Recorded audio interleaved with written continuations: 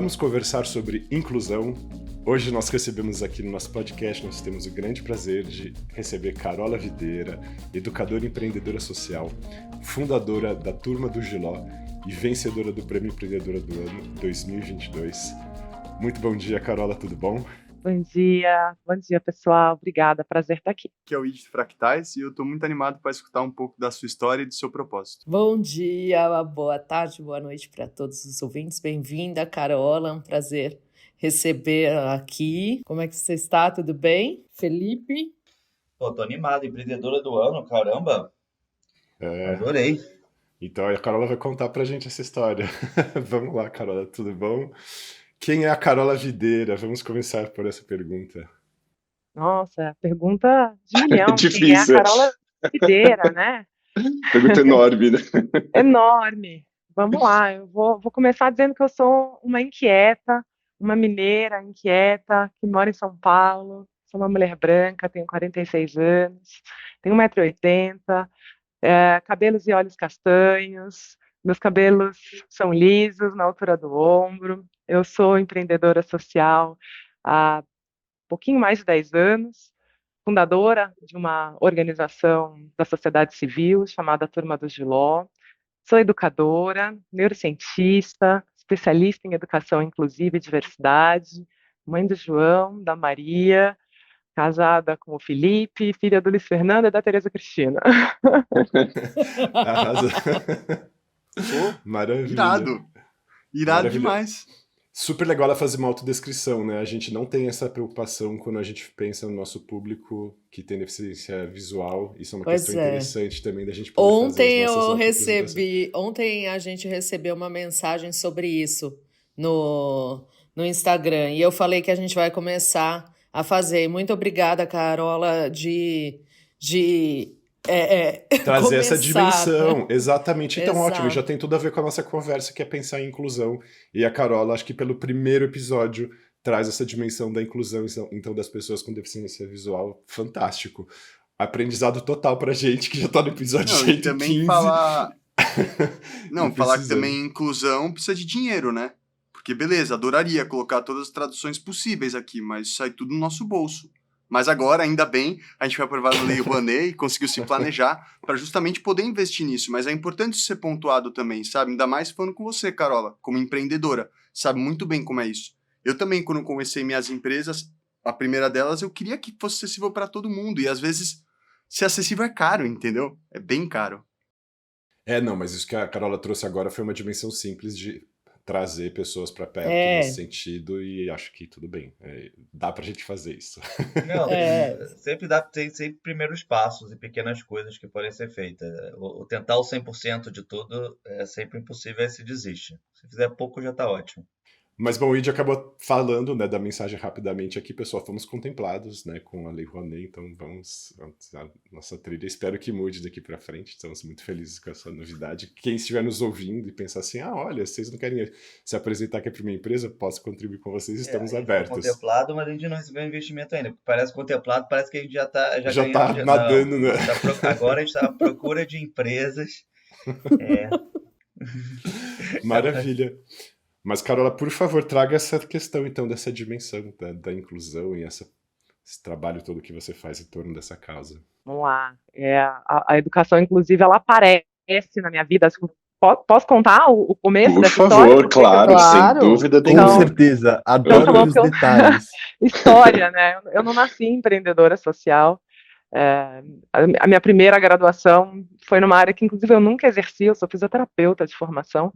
Mas saí da faculdade, engatei num mestrado, fui para a área acadêmica e entrei numa multinacional, fui trabalhar na área comercial de um laboratório farmacêutico, e assim foi até quase quando eu tinha 30 anos de idade, mas no meio do caminho eu resolvi ficar grávida, bateu ali um instinto materno. Quando eu tinha 28 anos, nasce meu primeiro filho, João.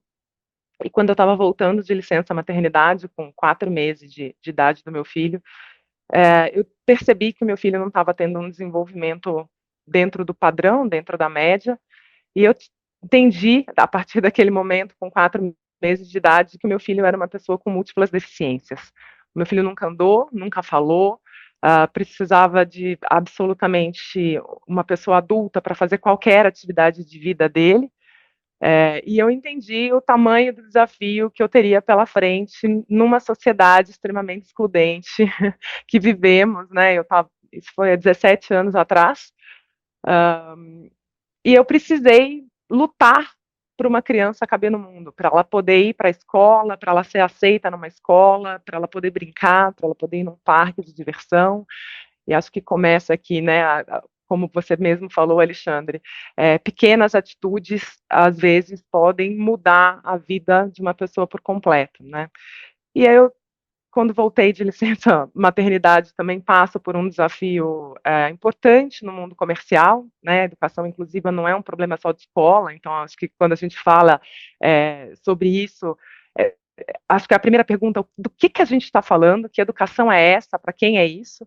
Mas para contar para vocês, eu volto de licença maternidade e eu sou recebida com uma reunião carinhosa de bem-vinda de volta, mas eu queria que você olhasse ao redor, porque você é a única mulher no nosso time, e o meu chefe me direciona o seguinte comentário: eu acho que a partir de agora você vai ter que escolher se você quer ser mãe ou se você quer ser diretora de uma multinacional, porque as duas coisas você não vai conseguir ser.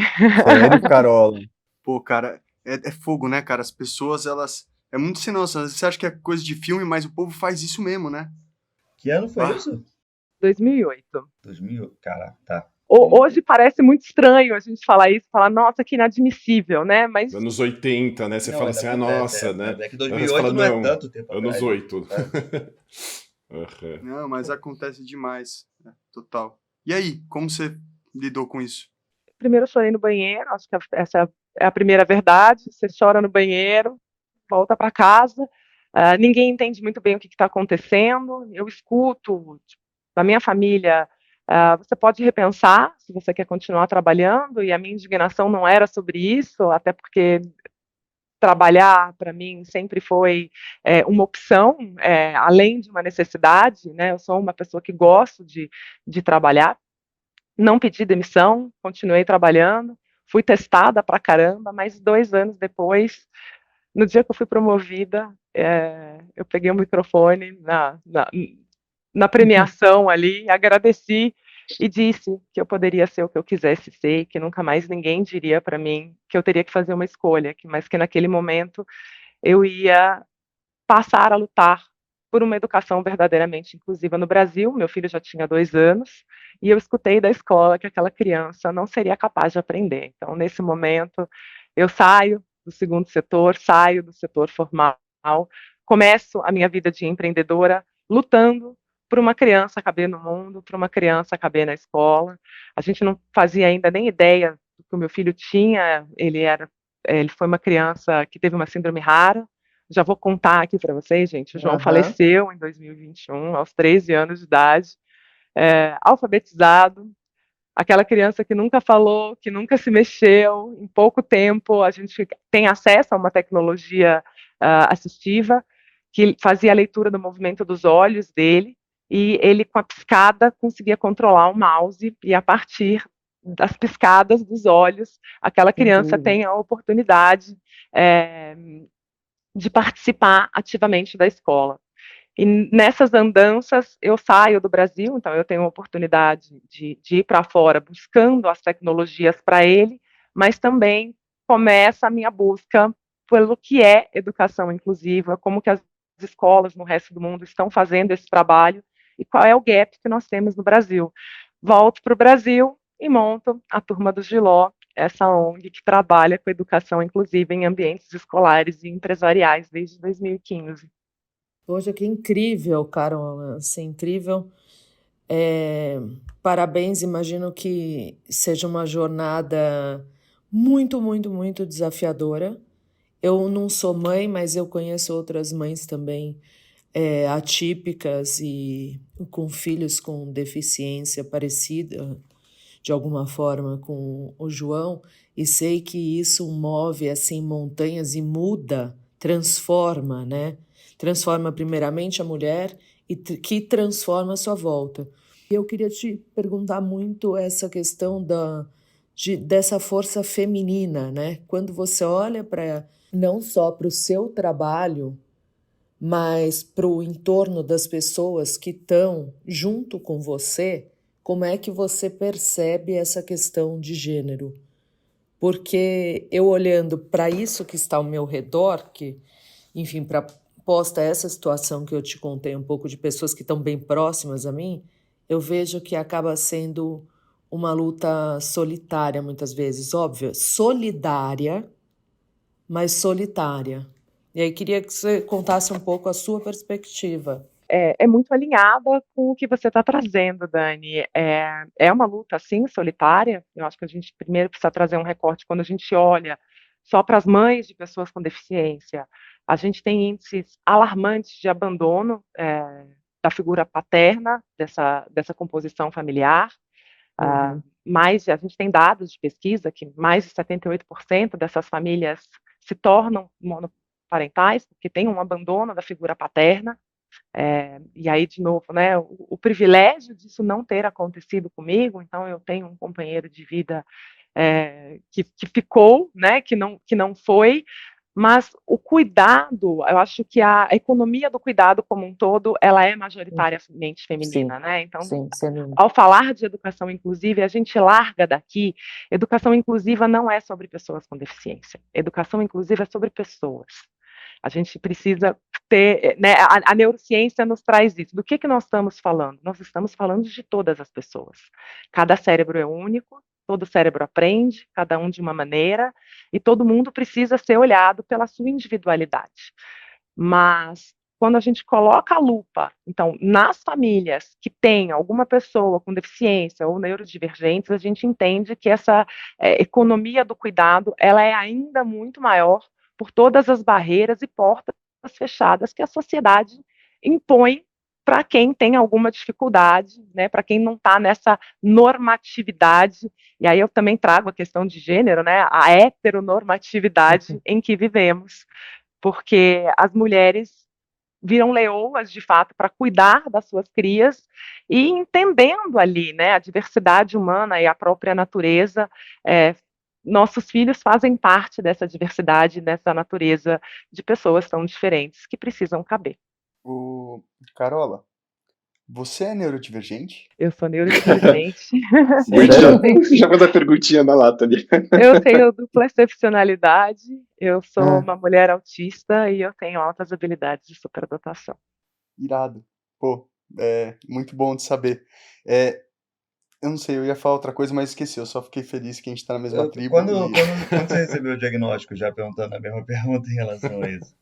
Gente, a minha história com o diagnóstico ela é muito interessante porque eu acho que eu só não quis olhar para ele. Eu sempre fui a esquisita, a criança esquisita, a aluna difícil, fui aprendendo a mascarar absolutamente tudo isso, mas na busca do diagnóstico do meu filho foi o meu primeiro contato, ao buscar genoma, exoma, ele tem, a única coisa que nós encontramos, primeiramente, foi uma alteração no DNA, e eu tenho a mesma alteração, eu tenho exatamente a mesma síndrome que o meu filho, só que ela não se manifesta em meninas, ela é uma síndrome que se manifesta em meninos, então é cromossômica, e vi e não quis olhar para aquilo naquele primeiro momento, né? Mas quando o João faleceu e eu precisei aqui de um suporte psiquiátrico maior para poder lidar com o meu luto, a minha psiquiatra me sugeriu, em algum momento, ela falou, esses sentimentos demais, esses pensamentos intrusivos, a maneira como você se comporta, os movimentos repetitivos, como você se regula. Eu olhei para a psiquiatra e falei, você vai me pedir um neuropsicológico. E aí ela falou, só se você quiser. Eu falei, total. então, com 42 anos, chega esse diagnóstico para mim.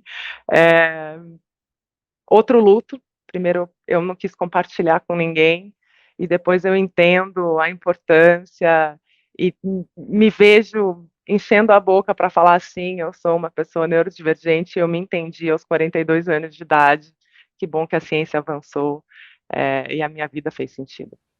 Que maravilha. E Carola, o seu trabalho com inclusão depois, como é que ele incluiu essa dimensão da neurodivergência, né? Porque você estava focada antes no início com essa questão do João, E aí veio, o seu diagnóstico também influenciou, acrescentou alguma dimensão para o seu trabalho? Como que foi isso, assim?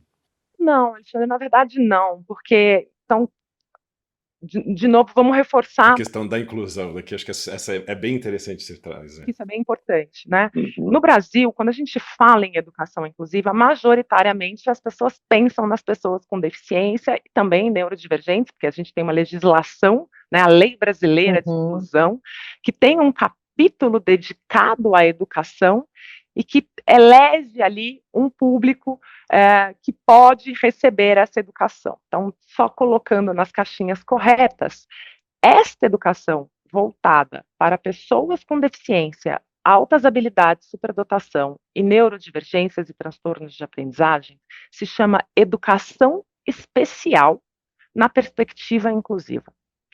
Esta educação, diz a nossa legislação, que ela complementa ou suplementa a educação regular. E ela só cabe se a educação regular for inclusiva. Então, educação inclusiva não é um modelo pedagógico diferente.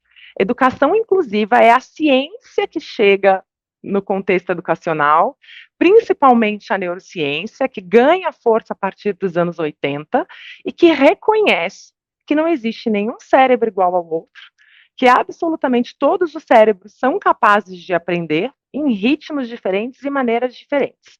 Então, a educação inclusiva é aquela que reconhece essa individualidade em processos de aprendizagem e que enxerga a diversidade não como um problema a ser corrigido, mas uma diferença a ser celebrada dentro de sala de aula. A educação inclusiva também diz que a dificuldade de ensinagem vem antes da dificuldade de aprendizagem. E aí, eu queria te fazer uma pergunta.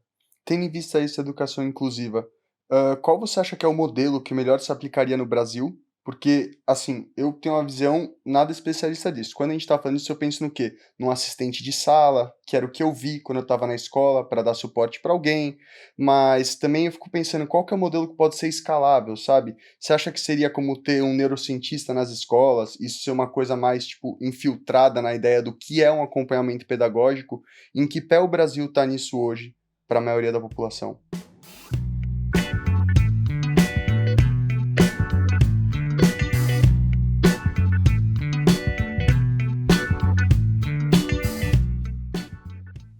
Acho que antes da gente pensar em modelo, porque existem muitos modelos e as pessoas podem se beneficiar de modelos diversos, né? Eu prefiro olhar para os países que estão dando certo e para aqueles que em pouco tempo resolveram mudar o seu sistema de educação.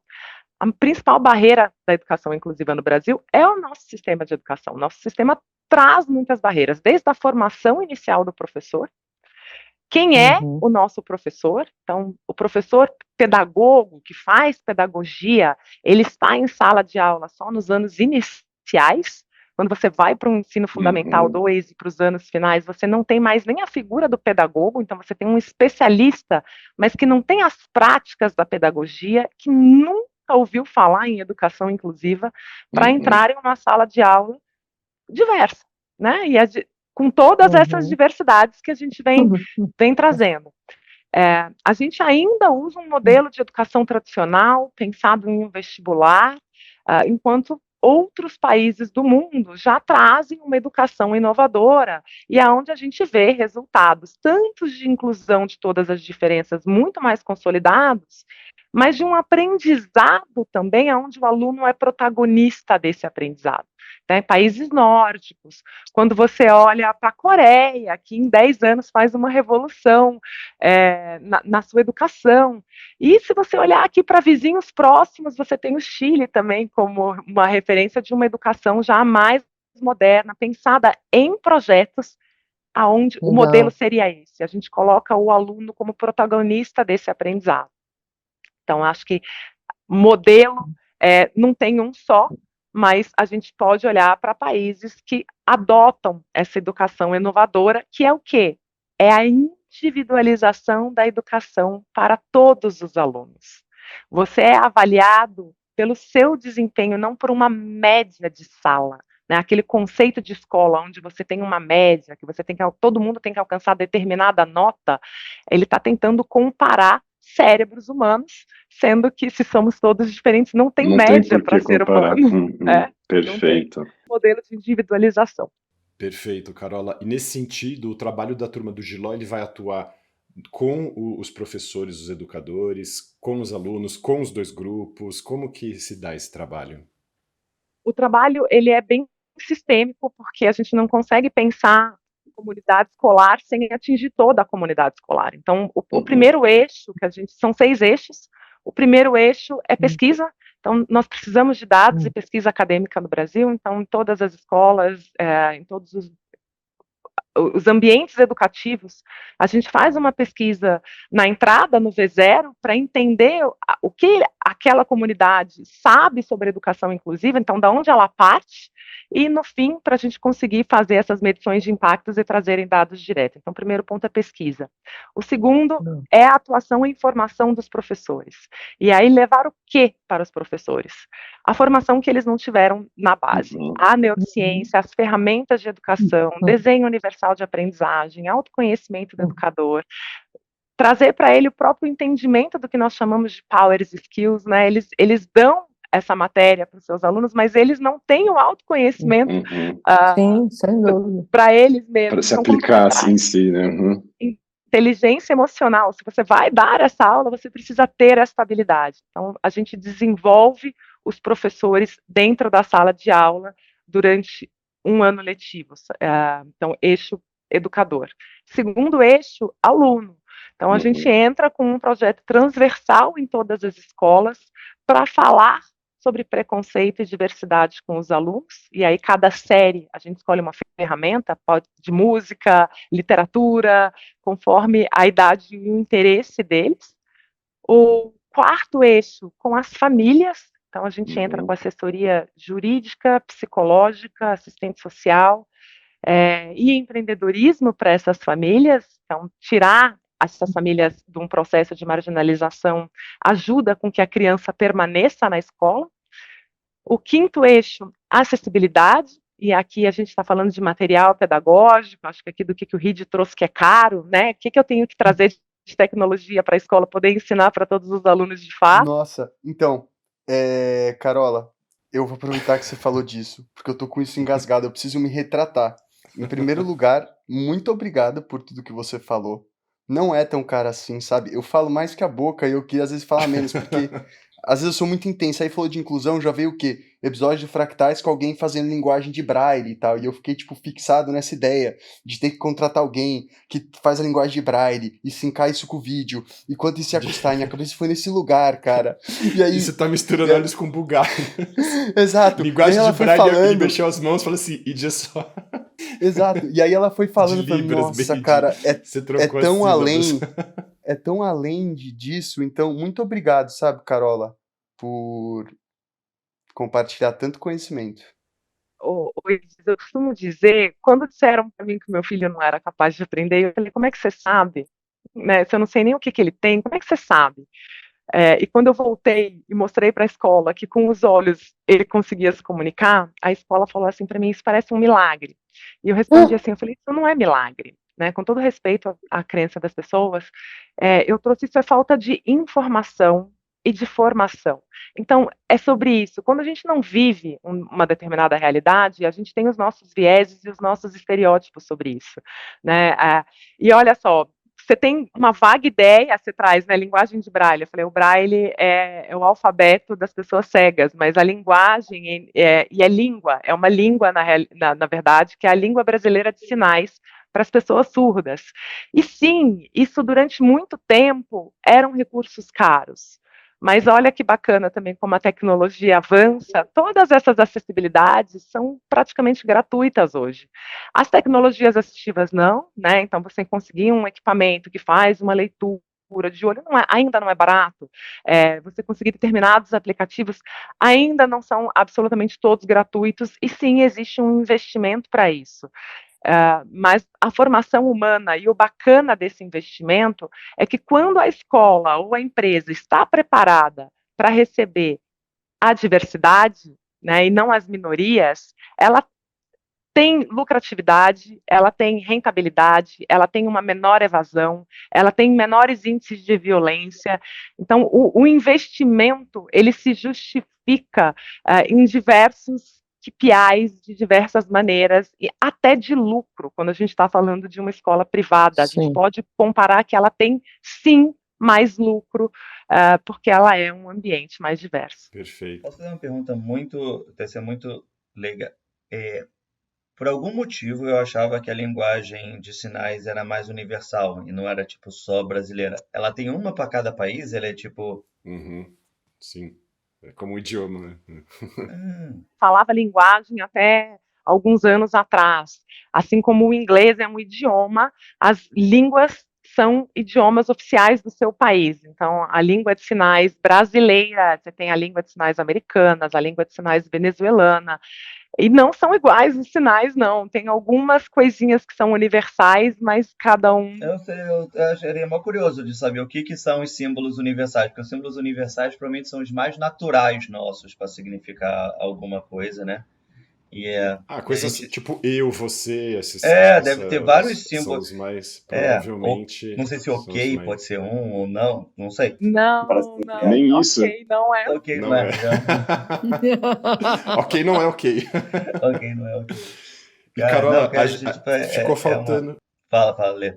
Perdão, Fernando, não, eu só ia comentar que acho que ela ainda não tinha terminado de Ficou explicar os faltando 6 uma eixos. dimensão. Os 6 ficou eixos, só faltando foram o 2. último eixo. Não, ela Não, fez. Não, só foram 2. Pesquisa, Não. eixo dos professores, eixo dos pais, eixo dos alunos, eixo de acessibilidade, e o Falta o sexto último. é o fechamento disso tudo. Então, a gente celebra, e o bacana, que o sexto eixo é o nosso eixo de transição. Como a gente precisa sair para atender outras escolas, o sexto eixo é quando a gente entrega a metodologia e forma os agentes de replicação. Então, eu saio, mas aquele conteúdo e aprendizado fica para a escola treinar as próximas famílias, os próximos professores e os próximos alunos. Então, o impacto continua acontecendo, a gente consegue escalar nesse modelo e atender outros espaços. Legal, fecha uns multiplicadores, né? Uhum. E você, deixa, uma planta pra pessoa regar. Se ela regar, a planta cresce, né? Você não entrega, um bloco de concreto que não vai se mover. Agora, gente, a pergunta que não quer calar até agora é por que chama a turma do Giló? Por que Giló? A Dani tá curiosa. Eu falo que foi o melhor nome que a gente deu, porque só a curiosidade das pessoas, por conta do nome, né, gera engajamento. E aí eu sempre conto a história de que eu sou mineira, que o Giló sofre preconceito, que as pessoas falam, eu não gosto de Giló é amargo. E aí vem a pergunta, né, você já comeu Giló? Não. Ou então a pessoa tem uma vaga ideia de que comeu Giló. E a educação inclusiva sofre o mesmo preconceito. Quando você fala disso, os professores falam, eu não estou preparado, eu não estudei para isso, isso me dá problema com as famílias. E aí a gente chega e fala, calma, né? Se você souber cozinhar o Giló não amarga, e o Giló é uma delícia e faz bem pra caramba, é extremamente nutritivo. E a educação inclusiva vai no mesmo caminho. Mas isso é só uma analogia, Dani. Não, mas muito legal, uma analogia ótima. Muito legal. Eu sou super fã de metáforas. Né? Eu gosto de metáforas, mas o João foi apelidado na escola de João Giló. Ele tinha uma musiquinha, quando ele tinha 3 anos, que uma professora botou na sala de aula, que era a música do João Giló. E ele morria de rir, e os colegas o apelidaram de Giló. Que legal. De homenageá-lo sem expor. Então ficou a turma do Quando Giló. Quando você falou João, eu até pensei que pudesse ser por conta do João Giló, né? Da sonoridade. Que fica bem mineirinho também, né? Os ditão João Giló. Você já tá imaginando, assim, a brincadeira. Que fofo, que maravilha. E o trabalho com as empresas também se dá nesses 6 eixos, Carola? E como que nas empresas... O trabalho é mais dimensionado nas escolas, nas empresas está mais equilibrado. Quem está recorrendo mais, vamos dizer assim, a essas práticas? Você vê um equilíbrio nesse sentido? Você vê as empresas assumindo isso também? Porque às vezes a gente fica pensando que isso só se deve dar no mundo das escolas, inclusão. E não, né? Hoje as pessoas vão ficando adultas, vão se inserindo no mundo do trabalho, então as empresas têm que estar sensíveis a isso também, né? ótima pergunta. E as empresas, a gente não para de estudar, gente.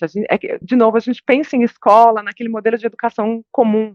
Mas o maior desafio das empresas é continuar o desenvolvimento, né, dos seres humanos, dos colaboradores que trabalham ali, até para ela gerar inovação. Enfim, o aprendizado é contínuo ao longo da nossa vida. E cada vez mais as empresas têm olhado para processos de educação continuada dentro dos seus espaços. O interessante é que as empresas não olhavam para a educação inclusiva como uma possível ferramenta. Isso acontece na pandemia. Né? Esse espaço, essa virada, e a própria turma do Giló, a gente começa a ser requisitado para trabalhar com empresas na pandemia. Também como uma maneira de sobrevivência, porque as escolas estavam fechadas, e a gente precisava entender, né, como é que eu continuo existindo se eu não sei quanto tempo vai existir o Covid, mas a gente percebe naquele momento a dificuldade das empresas em lidarem com a sua diversidade, por mais que elas... E aí, de novo, olha como a educação inclusiva se coloca aqui, porque elas estavam falando de saúde mental, de mãe solo com criança dentro de casa, como é que esse funcionário não está conseguindo ficar dentro do Zoom, né? E aí ela fala, como que eu olho para isso tudo? E até a pandemia, eu costumo dizer que eu vejo uma mudança de maturidade das empresas. As empresas já vinham fazendo trabalhos de olharem para a educação de diversidade, mas de uma maneira ainda sem estratégia, muito ativista. Vamos trazer esse conhecimento para cá, esse letramento para cá, só o conteúdo. Não posso ser um monte de coisa que somos, né? Não posso ser racista, não posso ser homofóbico, não posso ser sexista, não posso deixar de lado as pessoas com deficiência, inclusive porque tem lei. Eu preciso olhar para as gerações, e ela começa a olhar para todas as temáticas que ela precisa se desenvolver. Ela ainda é cobrada pelas práticas de ESG, né, as práticas ambientais, sociais e de governança, e ela começa a entender cadê a estratégia, falta a estratégia. Então, a partir de 2020, eu começo a ver um movimento das empresas a pararem de pensar em temas soltos e como eu unifico isso tudo. Então, eu preciso me educar, né? De maneira sistêmica. E o mesmo conhecimento que a gente leva para a escola é o mesmo conhecimento que a gente tem que trazer para RH, marketing. Como que eu faço uso de uma linguagem simples? Como eu me comunico para todo mundo, tanto para dentro quanto para fora? Como é que eu posso ter relacionamentos menos violentos? Como é que eu posso desenvolver um time que vá... Porque, veja, se a inovação e a lucratividade está nos pensamentos diferentes que eu tenho para solucionarem problemas, eu preciso criar espaços de escuta, onde todo mundo possa falar, onde as diferentes perspectivas sejam, de fato, ouvidas. Porque senão a gente cria empresas onde todo mundo tem o mesmo pensamento e a inovação não vai chegar nunca, né? A criatividade não vai chegar nunca. Então, a formação da convivência com o diferente vem da neurociência dentro das companhias. E o segundo eixo, que é muito importante, também é o eixo de acessibilidade. Como eu, empresa, posso me organizar para ter os meus espaços acessíveis para todas as pessoas. Então, tem uma mudança de comportamento, sim, mas ainda falta, né? Falta bastante. Falta porque quando essa questão da acessibilidade, ela pode ser muito terceirizada, né, Carola? Mas a questão da inclusão em si sistêmica, ela tem que fazer parte da cultura organizacional. Ela não está nessa preguiça de dizer, preguiça não é um nome, mas enfim, dessa esquiva de dizer, eu não fui preparado para isso, eu não sei, etc. Mas tem uma pessoa aqui, chama a Carola, que ela sabe. Precisa efetivamente, todo mundo precisa efetivamente participar, né? E o que parecia para mim que era mais...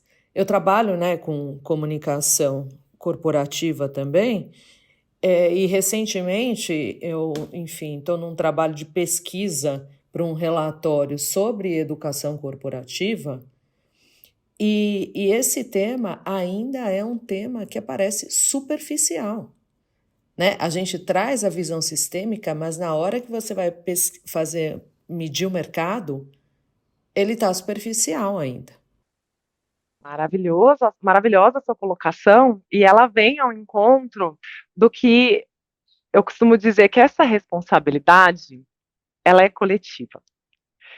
E, de novo, a gente pensa equivocadamente que pessoas que têm marcadores sociais é que são as pessoas que precisam ser incluídas. E aí é a hora que a gente tem que parar para todo mundo e falar, olha, a gente não está falando de raça, de religião, de cultura, de pessoa com deficiência, de laudo médico, de diferenças de corpos. Primeiro a gente está falando de ser humano e se eu ficar só na biologia, todos nós vamos envelhecer. Todos nós vamos nos tornar pessoas com dificuldade de mobilidade, dificuldade visual, auditiva. Quem tiver sorte não vai ter nenhum problema cognitivo, mas a necessidade de pertencer, ela é inata a qualquer ser humano. Então, inclusão é sobre todo mundo. Diversidade também é sobre todo mundo do ponto de vista da neurociência, tá? Interseccionalidades temos diversas. Então, inclusão, todo mundo precisa estar incluído. Não são só os grupos minoritários socialmente que precisam, e a gente precisa desfazer esse nó. Porque quando a gente entende que é para todo mundo, né, a diversidade de pensamento, somos quase 8 bilhões de pessoas no mundo. Ninguém pensa igual a ninguém. Ninguém percebe o mundo da mesma maneira, né? A gente sabe, isso é impossível, e isso é ciência. Então, se todo mundo precisa ser incluído, esta luta é coletiva. Ela não pode ser só das pessoas que têm outros marcadores que são excluídas, ou seja, uma luta de pessoa com deficiência, ou de pais de pessoas com deficiência, ou de neurodivergentes, ou das pessoas pretas e pardas e indígenas no Brasil, né? Ou só das mulheres, ou só da população LGBTQIAPN+. Esta luta ou só do RH, né? Ou só do RH, ou só do marketing. Do departamento jurídico que está preocupado com as fiscalizações, né? Esta é uma luta individual e coletiva, mas o que eu provoco nas pessoas a gente não pode, quando a gente fala de cultura organizacional, Dani, quem faz a cultura de uma companhia são os CPFs que trabalham na companhia. Exato. Então, a gente precisa ter soberania cognitiva para entender o que é viver em coletividade, né? Nós somos seres sociais, a gente não vive sozinho, mas a gente às vezes está ensinando o básico, que é como conviver em colegiado. Gente, amei essa expressão, soberania cognitiva, Carola, amei. Que demais. Fala, Fê. Eu acho que tem uma questão, e eu acho que é a quantidade, eu acho que tem uma dificuldade de todo mundo defender, conseguir saber todos os tipos de diversidade, todos os tipos de minorias e tudo mais, e fazer projetos específicos que conseguem fazer para todo mundo. E aí fica aquela questão que, tipo, quando você tenta fazer o perfeito, ele é tão difícil de ser feito que você acaba desistindo e não fazendo o básico. Então, eu acho que eu entendo que tem todas as frentes, mas eu acho que tentar fazer todas, eu não sei, me soa quase impossível, tipo, fazer de um modo que você consiga agregar todo mundo. Hoje, para uma empresa que está começando assim, existe algum modo de começar? Começa por umas questões mais físicas, mais umas questões mais psicológicas? Tem alguma, como é o direcionamento, assim, para pelo menos fazer alguma coisa e começar de algum jeito? Porque eu acho que empresas pequenas, se tentar fazer tudo, ela vai acabar desistindo. Então, essa é uma dúvida assim mais macro.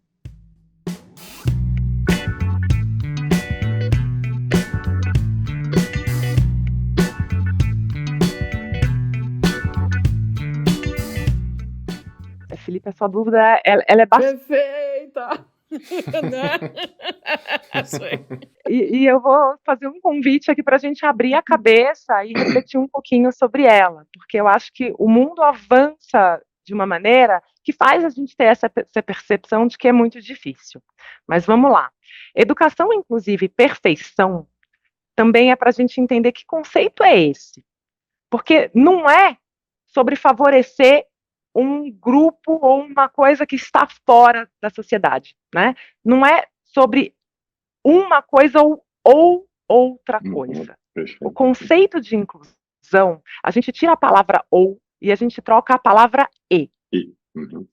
Sou eu e você. E eu não quero transformar o seu pensamento. É ponte. Educação inclusiva é meio do caminho. Você está do lado. E olha aqui, a polarização, se a neuropolítica estuda a polarização do mundo nesse conceito. A gente está indo cada vez mais para mundos polarizados, para conceitos polarizados. Do eu contra você, da minha opinião contra a sua. Logo, a diversidade de pensamento é a mais difícil da gente transpor. A educação inclusiva eu te respeito com as suas opiniões, com as suas visões de mundo, e você me respeita com a minha. Porém, qual é o meio do caminho para a gente poder conviver juntos? Quando a gente vai transpor, eu vou chegar na resposta da sua pergunta, né? Então, como que as empresas podem começar?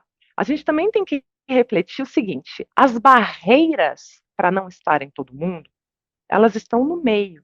Ela está na companhia. Ela foi construída com a barreira.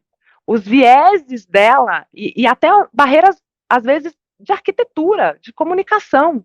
Eu fui atender uma empresa outro dia que fez um trabalho muito bacana. Olha a lógica. Ela preparou o escritório, ela tirou as barreiras arquitetônicas para receber pessoas com deficiência. Ela faz uma contratação direcionada em massa e ela não pensou como que as pessoas chegariam para trabalhar na empresa, porque eu tenho barreira no transporte público. Então, e aí eu penso assim, eu coloco a van da minha empresa para buscar as pessoas no metrô mais perto, ou na estação de trem mais perto, e levarem para minha companhia. Só que ela contratou pessoas com deficiência, e a van não tinha acessibilidade. Então, essa dificuldade, ela está... Se você está nascendo, qualquer empresa que nasça com os conceitos de desenho universal, ela já nasce inclusiva. Qualquer produto, quando a gente olha que bacana, sabe como que o iPhone virou um iPhone? Baseado em desenho universal de aprendizagem. Eles criaram um modelo mais acessível para todas as diversidades. O touch, ele vem baseado em pessoas que têm dificuldade de fala, né? Então, isso é pensado olhando para essa diversidade como um todo. Então, nascer inclusivo é muito mais fácil. Até voltando para o RID, você começar um projeto olhando para acessibilidade, construir um site acessível é de graça. Mas construir um site sem acessibilidade e aí você querer colocar, aí você tem que pagar. E Perfeito. custa caro. Perfeito. Mas se ele nasce pensado e baseado, a informação, inclusive Web para Todos, te ensina a construir um site com todos os tipos de acessibilidade. É de graça se ele começar acessível. Mas se você construir um site sem acessibilidade e depois quiser trazer, você vai ter que pagar. É um ótimo exemplo de aplicabilidade do pensamento inclusivo. Fala, Edi. Eu ia fazer um comentário também. Eu ia fazer uma pergunta, na verdade. Porque é isso, né? Quando a gente tem uma empresa, a gente está se manifestando por mundo. E eu lembro, nas duas empresas que eu tive, que era muito isso, sabe? Eu queria muito que dentro da empresa as coisas seguissem esses valores. E aí eu queria saber, dentro da turma do Giló, quais são as melhores práticas que você tem na sua empresa, que você acredita que podiam ser usadas em muitas empresas e não são usadas, mas que você faz e que você vê que dá certo e que você é muito orgulhosa, como a van que você mencionou.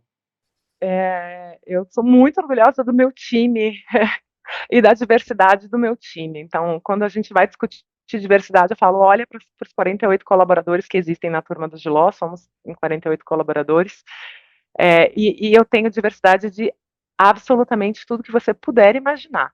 Né? É a receita da evolução, né? Muito interessante. Sim, eu tenho mãe solo, eu tenho representantes de todos os marcadores sociais, diversidade de raça, de gênero, de etnia, de cultura, de religião, de idade, e a troca e todas essas inovações que a gente consegue trazer para a escola e para a empresa vem do meu time. Então, vem dessa diversidade toda de pensamentos, de corpos. Gente, eu tenho realmente muita diversidade, são 48 pessoas muito diversas.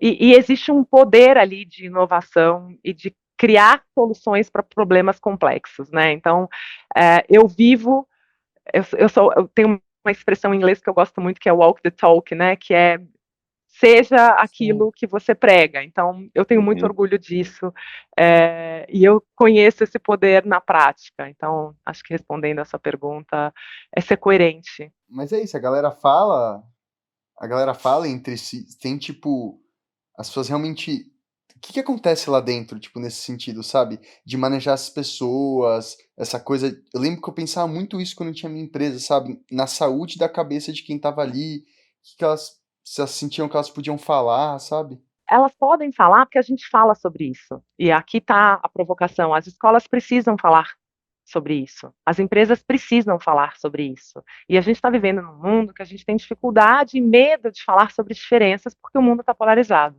Então, você criar um ambiente de escuta, e essa semana a gente gravou um vídeo na turma do Giló, e uma colaboradora falou: eu quero trazer um exemplo meu.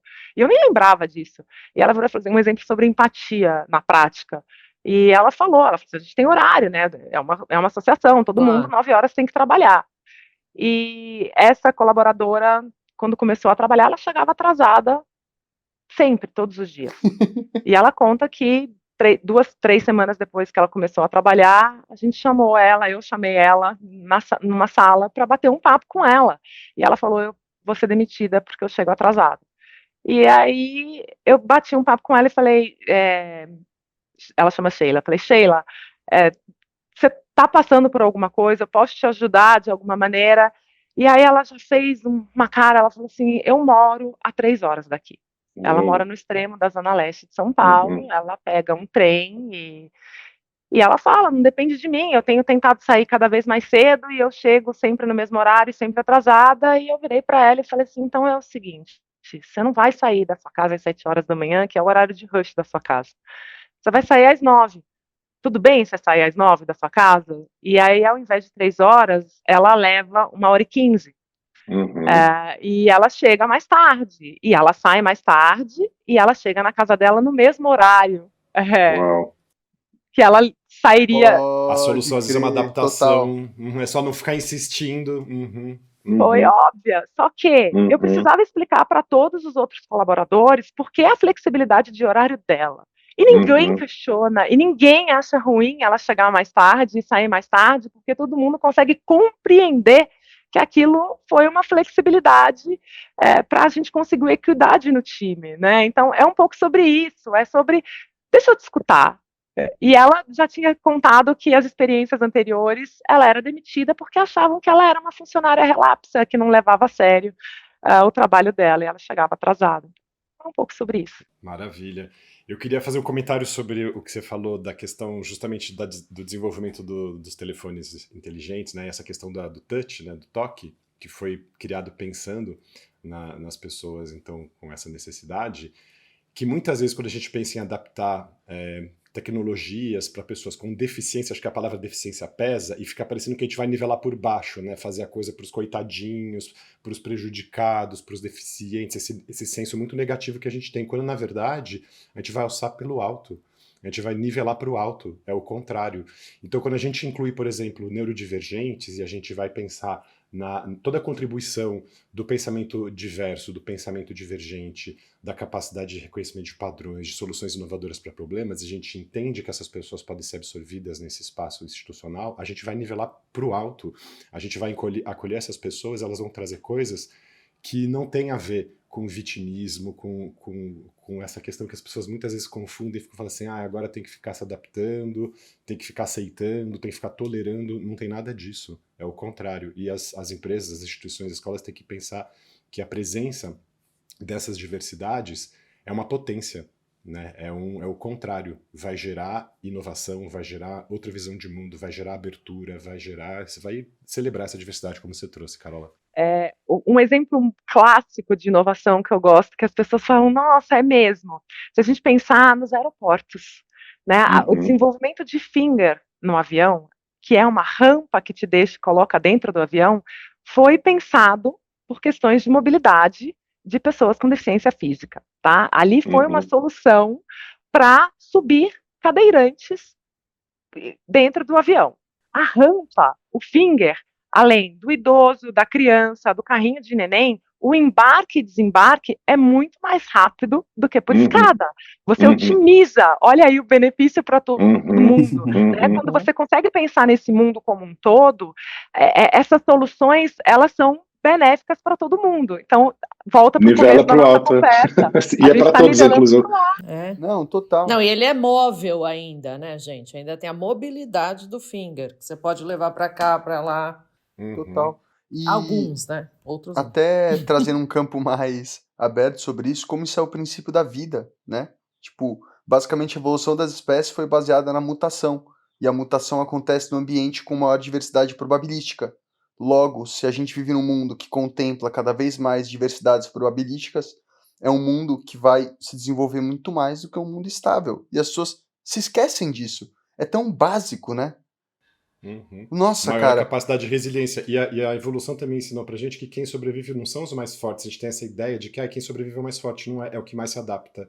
E quem tá nesse mundo mais se adaptando o tempo inteiro do que as pessoas com todas as suas dificuldades e desafios. Carola, foi um prazer enorme ouvir, assim, a sua história, seu trabalho. Acho que tá todo mundo super feliz, assim, tocado pela potência do que você faz, pela potência da sua história, por toda essa visão e clareza que você traz, assim, é impressionante, sua fala é límpida, cristalina, os seus conceitos estão super claros, assim, se dá uma visão super bonita, super ampla desse campo, uma oradora, né? Maravilhosa. Oradora, maravilhosa. É muito zica, Sem dúvida. é impressionante. E Carola, como é que as pessoas te acham nas redes? Conta um pouquinho para o nosso público, que público você atende, né? A organização, enfim, como é que as pessoas te encontram, engajam nesse tema? Vamos lá, gente. Essa vida, né? @turma do Giló. Giló é com J, a gente não come Giló e um monte de gente acha que é com G. Não é com G, é com J. J de João, João Giló. J de João. @Carola Videira também, me acham no Instagram, Facebook, LinkedIn. A nossa atuação, majoritariamente, é dentro de escolas públicas e privadas no Brasil inteiro. E dentro das empresas, a gente também atende pequena, média e grande empresa. E eu queria agradecer vocês, porque isso é responsabilidade social. Projetos como esse podcast precisam existir, que as nossas vozes, né? Sucesso para mim é ter a nossa voz escutada, então que todo mundo possa escutar esse time, esse trabalho de vocês. Obrigada pelo convite, uma honra, um prazer. Que a gente possa se encontrar ao vivo. Com certeza, em trabalhos, inclusive, Nossa, né? ia ser Em muito trabalhos. Ô, Carola, eu tenho uma última pergunta pra você. Você gosta de quiabo também? Eu sei que o quiabo é colocado muito com jiló, assim, sabe? Eu Tipo a adoro turma do também. quiabo. Ele também não baba, se você souber cozinhar ele. Exatamente, foi exatamente o que eu tava fica pensando. uma delícia. Gente, Mas eu até gosto da baba, o quiabo gente. grelhadinho, sequinho, porque o pessoal cozinha o quiabo. Não, a gente tem que fazer grelhado direto na panela. Nossa, amo, total. As bolinhas ficam mastigando. Assim, Eu tenho que dizer que eu não sou da turma do Giló e quiabo. Eu não tô nesse grupo. Felipe, eu vou te dar uma dica. Para quem não gosta do Giló clássico, vai do chips. Chips de Giló é melhor do que batata frita. Cara, você não pode terminar com tem essa dica dúvida que nada é melhor que batata frita. Não tem vários chefes, inclusive, que fazem, não é? Não sei se é lá na Dona Onça, ou se é o Eda, enfim, ou se é o... Aqui na Tailândia, sabe que tem muito jiló, né? Eu como muito jiló aqui, muito jiló. Nossa Senhora. Maravilha. É isso aí. Nossa, pensei que era uma coisa nossa, mas a inclusão não é uma Mineira, coisa né? nossa, é uma coisa globalizada, olha só. Não, Deve com ser, mas certeza. as solanáceas são da América do Sul, a maior parte delas, né? Tomate, berinjela, jiló, tudo mais. Então eu tô me perguntando aqui se talvez não tenha sido a gente tenha levado pro mundo. Acho que pode ser que sim. Agora, jiló também é um fruto igual tomate? Ou não? Sim, sim, é uma solanácea, exatamente. Ah, Agora eu não Alexandre, lembro só se você. Não, mas eu eu acho que tem também... Eu adoro que não só ele sabe a resposta, Nossa, como ele sabe o nome essa coisa do botânico. jiló... Nesse ponto o episódio já acabou, tá, Carol? Se quiser ir embora, tudo bem, a gente vai ficar fazendo comida. Mas, cara, vai ficar naquela falinha no final, assim, a gente vai embora. deixar aí pra todo mundo dar risada depois do fim. Não, mas só pra saber que, tipo... Pode parar teu áudio. Você quer parar? Sim, Deixa eu desgravar. Não, calma aí, peraí, eu parei. Mas peraí, vamos tchau, falar um né? tchau, que a gente não falou ainda, pessoal. Então, um beijo grande pra todo mundo. Um beijo grande Que pra feio. todo mundo, obrigada. Próximo episódio com audiodescrição, tá, gente? Maravilha. Desculpa, Beijo, eu achei pessoal. que ia cortar. Beijo, gente. Beijo.